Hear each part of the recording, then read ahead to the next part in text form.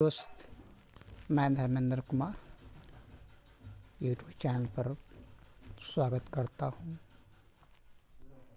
मैं अपने channel RV digital electronics. आज मैं इन्वर्टर सर्किट को समझाऊंगा जो मॉसफेट PWM इन्वर्टर है, 500 वाट का है, 600 भी है। आज इसमें हम जानेंगे चेंज ओवर सर्किट क्या है, चेंज ओवर किस प्रकार काम करता है। तो चलिए हम इसको वीडियो को शुरू करते हैं। इससे पहले हम आपसे गुजारिश करेंगे जो मेरे चैनल पर नए हैं सब्सक्राइब कर दें मेरे चैनल को और बेल आइकन को प्रेस कर दें ताकि कोई भी नोटिफिकेशन आपको सीधे पहुंचे। और हाँ, मेरे वीडियो को फुल वॉचिंग करें बिना स्किप किए हुए, ताकि आपको जो भी कुछ समझाया जाए आप बिल्कुल अच्छी तरह से समझ सके। तो चलिए वीडियो को हम शुरू करते हैं। सबसे पहले हम जानेंगे कि चेंज ओवर सर्किट इस बोर्ड में कहाँ पर होता है। पहला पॉइंट, तो चेंज ओवर सर्किट इस बोर्ड में कहाँ पर होता है उसे हम जानेंगे। तो चेंज ओवर सर्किट जो होता है, इसमें एक छोटा सा IC लगा होता है जो हम यहाँ देखिए दर्शा रहे हैं। इस IC के द्वारा ही चेंज ओवर की प्रतिक्रिया कराया जाता है। इस IC का नंबर है LM339 होती है। कुल पिनों की संख्या इसका 14 है और इसी से जो है हमारा रिलेटेड एक रिले होता है। तो कहने का मतलब है कि ये चेंज ओवर सर्किट जो है किस प्रकार काम कर रहा है। चेंज ओवर कहते किसे हैं, तो कहने का मतलब है कि जब हम इन्वर्टर में मेन लाइन डालते हैं तो जो है ये ऑटोमेटिक इन्वर्टर को बंद कर देता है और बैटरी चार्जिंग की प्रतिक्रिया शुरू करता है। और AC मेन सप्लाई जब ऑफ होती है तो इन्वर्टर को अपने आप चालू कर देता है। यानी ये दोनों परिस्थिति में इस प्रकार जो काम करता है, इसी क्रिया को हम चेंज ओवर प्रतिक्रिया चेंज ओवर कहते हैं।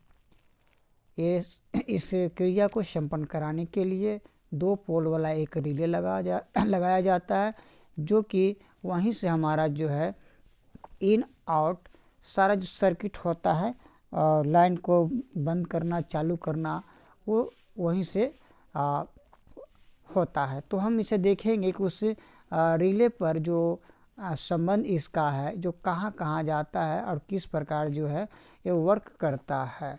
तो चलिए हम इस रिले पर हम चलते हैं। रिले के बारे में कुछ जानकारी हम ले लें ताकि आपको ये चेंज ओवर सर्किट जो यहाँ पर है इसके बारे में पूरी तरह से अच्छी तरह से जान जाइए।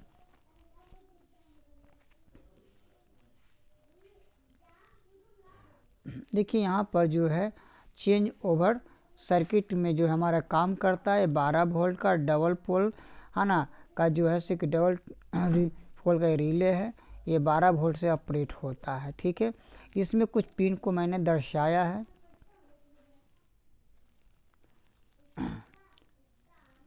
देखिए इसमें जो है जो पिन को मैंने दर्शाया है जो इस प्रकार है। तो सबसे पहले हम जानेंगे कि जो पिन को दर्शाया गया, यहाँ देखिए आपका जो 12 वोल्ट हम दिखला रहे हैं, 12 वोल्ट इन DC होता है जो हमारे सर्किट में जो लगे हुए कि छोटी सी ट्रांसफार्मर होता है 018, उसके द्वारा इस पर जो है 12 वोल्ट सप्लाई दिया जाता है ताकि ये रिले वर्क करे। अब इसमें बहुत सा देखिए रिले का जो है पॉइंट को मैंने दर्शाया, जैसे इधर है NC1 है और इधर NO1 है, P1 है और उसके बाद P2 है ना, P2 है।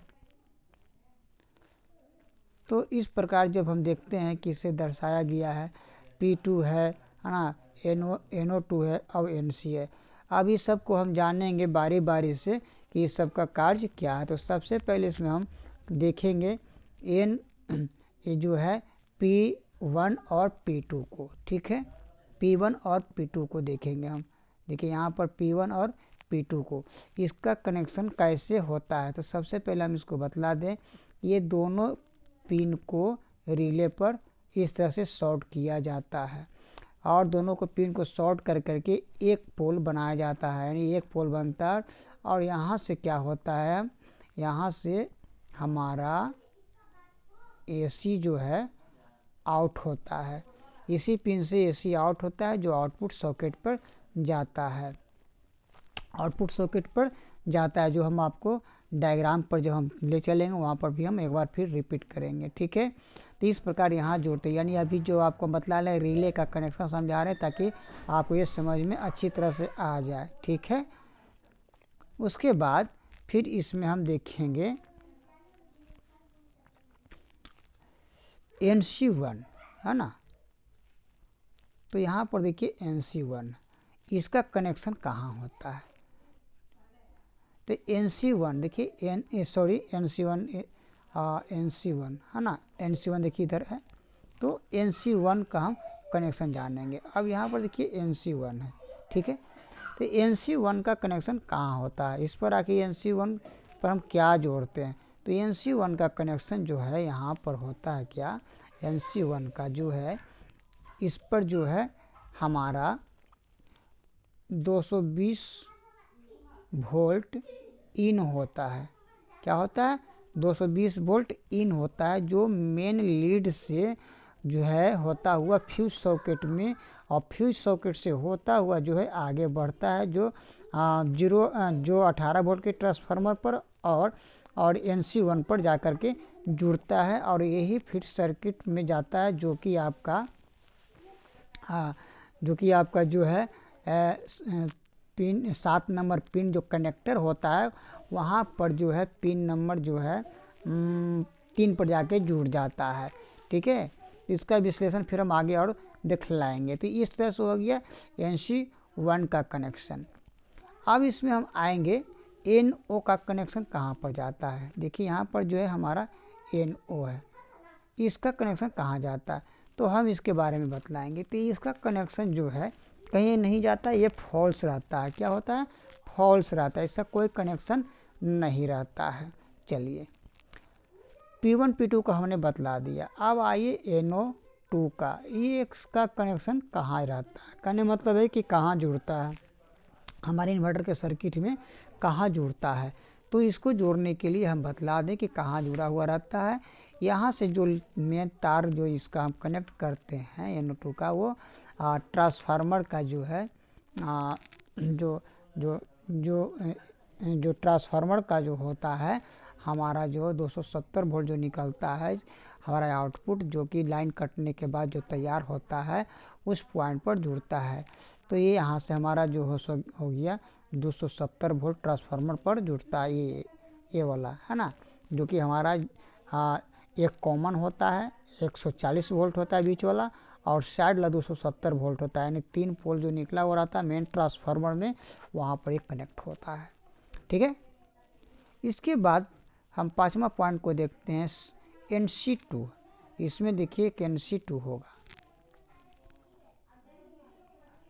अब देखिए इसमें NC2 है। अब इसका कनेक्शन कहाँ पर जाता है, NC2 का कनेक्शन कहाँ जाता है, तो देखिए NC2 का जो कनेक्शन होता है NC2 का जो कनेक्शन होता है, यहाँ से जो है हमारा मेन जब लाइन आती है तो इस पोल पर लाइन मेन 220 वोल्ट जो आता है वो 220 वोल्ट लाइन हमारा आउट होता है यहाँ से, और एक छोटा सा स्टेज है SCR, है ना, SCR विभाग में जाता है, वहाँ पर 2 SCR लगा होता है, और वहाँ से 220 वोल्ट जाने के बाद जो आउट होता है, यानी जो है कि 140 वोल्ट बन करके वो मेन ट्रांसफार्मर के चार्जिंग के लिए तैयार होकर के वहाँ से आता है। यही वोल्टेज हमारा चार्जिंग वोल्ट कहलाता है। जब तक 140 वोल्ट SCR से आउट नहीं होगा आपका चार्जिंग काम नहीं करेगा, क्योंकि यहाँ पर 140 वोल्ट पहुँचना ज़रूरी होता है। और इसी विभाग में एक प्रीसेट भी होता है जिससे हम एम्पियर वोल्ट को बढ़ाते हैं। तो चलिए इस विभाग को थोड़ा सा हम सर्किट पर समझ लें ताकि आपको समझने में और भी बेहतर होगा।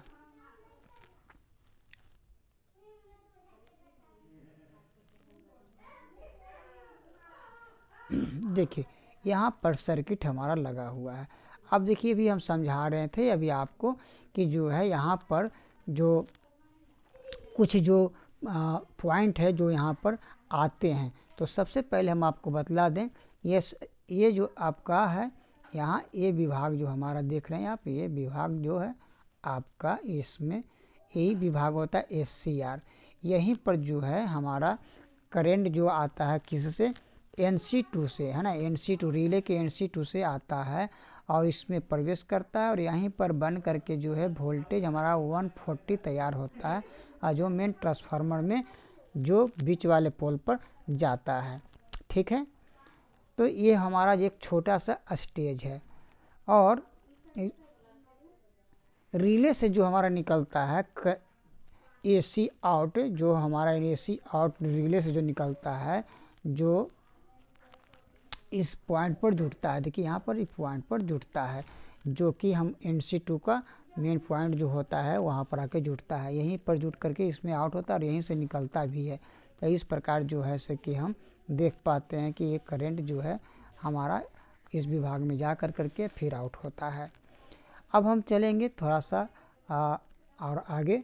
उसके बाद एक पॉइंट और हम बतला दें कि जब एक पॉइंट इसमें हमने बतलाया था कि ये जो देखिए पिन है, इस पिन पर भी, पिन नंबर 3 पर भी एक कनेक्शन होता है, जो आपका ये कहने का मतलब है कि जो रिले का जो कनेक्शन होता है जो कि इस पर आकर जुटता है वो है हमारा 3 नंबर पिन से, 3 नंबर पिन से जो है NC1 का जुटा रहता है, पिन नंबर 3 से NC1 का जुटा रहता है। जो रिले का हमने पॉइंट दर्शाया NC1, वहाँ से 3 नंबर पर आकर जुटता है। तो इस प्रकार यहाँ पर सॉकेट पर ये वर्क करता है जोड़ कर करके। अब आगे हम फिर देखेंगे छोटा सा फिर आउट एक स्टेज को हम थोड़ा सा समझ लें ताकि आपको ज़्यादा और बेहतर समझ में आ जाए। कहने का मतलब है कि इस विभाग में जो हमारा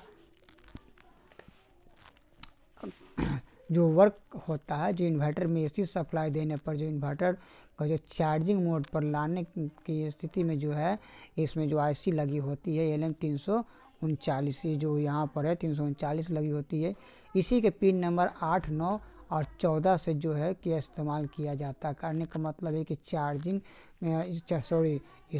इसी से जो है हमारा जो चेंज ओवर का जो वोल्टेज निकलता है यहीं से निकल कर करके आगे बढ़ता है। कहने का मतलब है कि मेन सप्लाई देने के बाद जो है इसमें एक और एक IC लगी होती है, जो यहाँ पर आप देख रहे हैं। इस IC के पिन नंबर जो है पिन नंबर 4 से जो है मिलने वाले चेंज ओवर वोल्टेज जो है LM339 पर के पिन नंबर 8 से जुड़ जाते हैं, दिए जाते हैं। ये मिल कर करके आपस में वर्क करते हैं और LM339 के पिन नंबर 14 से चेंज ओवर का सिग्नल प्राप्त होता है।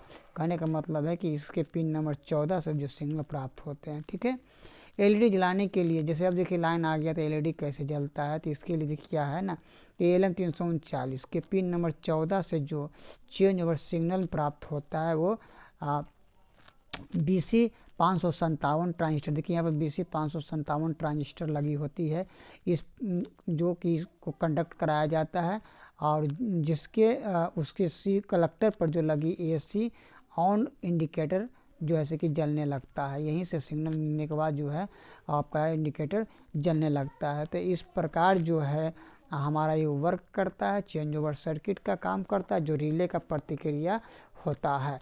अब रह गया थोड़ा सा हम आपको सर्किट पर ले चलते ताकि आप इसको अच्छी तरह से समझ जाएं। देखिए यहाँ पर मैंने ये PC बोर्ड को इसलिए दिखला दिया ताकि आप अच्छी तरह समझ जाएं कि इसमें किस प्रकार के कौन सा फंक्शन को समझा रहे हैं। तो यहाँ पर अभी चेंज ओवर से 2 तरह का फंक्शन बतलाएं। एक यहाँ पर आपका ये फंक्शन काम करता है, ये IC से रिलेटेड है, और यहाँ पर चार्जिंग के लिए जो प्रतिक्रिया तैयार होता है यहाँ पर होता है। यानी तीन भाग को मैंने यहाँ पर दर्शाया जो चेंज ओवर से रिलेटेड है। अब इसी को हम देखते हैं PC बोर्ड पर। तो PC बोर्ड पर हम जब देखेंगे तो ज़्यादा कुछ और भी समझ में शायद हमें आ जाए ताकि आप अच्छी तरह से इसे समझ सके। देखिए अब ये PC बोर्ड पर हम आपको ले चलते हैं। यहाँ पर देख रहे होंगे आप, ये भी मैंने बतलाया कि जो कि रिले जो होता है रिले का जो संबंध होता है जो अभी मैंने बतलाया वो यहीं से होता है। तो कहने का मतलब है कि जो रिले का संबंध जो होता है यहीं से होता है, जो जुटा हुआ रहता है। यहाँ पर देख रहे होंगे कि ग्रीन वाला को इंडिकेशन किया गया है, जो P1 P2 है दोनों को एक साथ जोड़ दिया गया है। ठीक है, ये एक साथ देखिए, इसको जोड़ा गया है, ये दोनों को एक साथ जोड़ा गया, इसको एक पोल बना दिया गया। ठीक है, तो यहाँ पर ही हुआ। अब रह गया इसमें जो आपको देख रहे हैं, फिर आपका इधर एक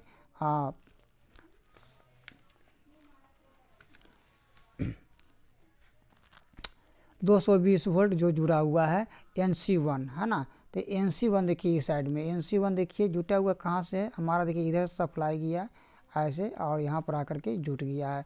और यहाँ पर ये 220 वोल्ट यहाँ से हमारा आगे बढ़ता है।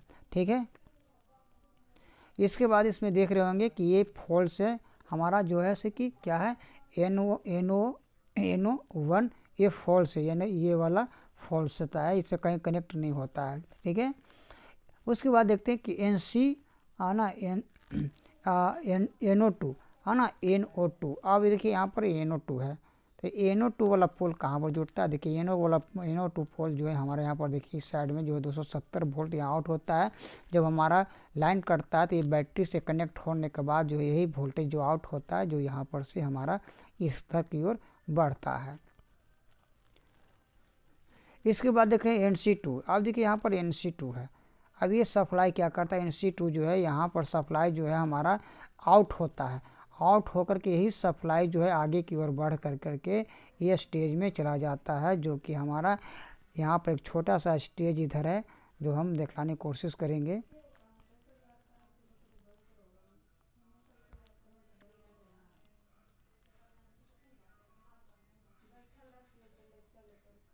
देखिए यहाँ पर एक छोटा सा स्टेज है, विभाग है, जो SCR कहलाता है। यहाँ पर देखिए एक SCR यहाँ पर है, एक SCR यहाँ पर है। ठीक है, यही दोनों SCR मिल करके जो है हमारा जो है 140 वोल्ट बनाता है। यहाँ पर 140 वोल्ट AC बनता है, जो कि हमारा चार्जिंग के लिए ट्रांसफार्मर पर जाता है। हमारे रिले से जो निकलता है 220 वोल्ट इस सॉकेट पर, देखिए यहाँ इस सॉकेट पर, इसमें एक इन होता है और 140 वोल्ट यहीं से फिर आउट होता है, और यहीं से हमारा रिले का भी 12 वोल्ट जो संबंध होता है जुड़ता है। देखिए यहाँ पर रिले का करंट जो बन रहा है 18 वोल्ट यहाँ इस पॉइंट पर आया हुआ है ना। यहाँ से जो है यहाँ पे देख रहे हैं छोटा सा स्टेज, मतलब डायोड लगा हुआ है, डायोड से प्लस और माइनस निकल करके ये दोनों पॉइंट पर आया हुआ है, और यहाँ से जो है रिले के लिए कनेक्शन जुड़ता है। तो इस प्रकार जो है से कि हम समझ पाते हैं कि चेंज ओवर सर्किट का काम क्या है और किस प्रकार होता है। तो हमें यकीन है कि इस वीडियो के माध्यम से आपको काफ़ी कुछ समझने में सहूलियत हो गया होगा और समझ गए होंगे। अब इसमें नेक्स्ट हम बतलाएंगे कि इसमें और भी स्टेज हैं, जो बहुत सारे स्टेजों को समझना बहुत ज़रूरी होता है। हम फिर नेक्स्ट वीडियो में मिलते हैं आपको नए फॉल्ट के साथ, नए समस्याओं के साथ लेकर करके। जब तक धर्मेंद्र कुमार का हम नमस्कार।